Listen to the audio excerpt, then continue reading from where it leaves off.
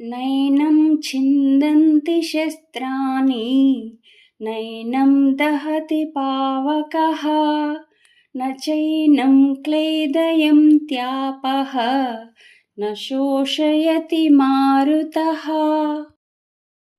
భావము: ఈ ఆత్మను శస్త్రములు ఛేదింపజాలవు, అగ్ని దహింపజాలదు, నీరు తడుపజాలదు, వాయువు ఆరిపోవునట్టు చేయజాలదు అని శ్రీకృష్ణ భగవానుడు అర్జునుడితో పలికెను. అచ్ఛేద్యోయమదాహ్యోయం అక్లేద్యో శోష్య ఏవ చ నిత్యః సర్వగతస్థాణుః అచలోయం సనాతనః. భావము: ఈ ఆత్మ ఛేదించుటకును, దహించుటకును, తడుపుటకును, శోషింపజేయుటకును సాధ్యము కానిది. ఇది నిత్యము, సర్వవ్యాపి, చెలింపనిది, స్థాణువు, శాశ్వతము అని శ్రీకృష్ణ భగవానుడు అర్జునుడితో పలికెను. అవ్యక్తోయమచింత్యోయం అవికార్యోయముచ్యతే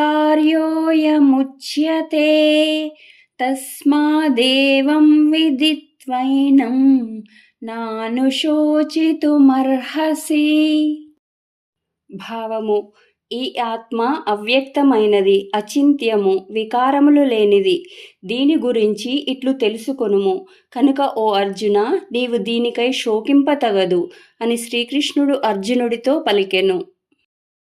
అథ చైనం నిత్యజాతం నిత్యం వా మన్యసే మృతం తథాపి త్వం మహాబాహో నైవం శోచితుమర్హసి.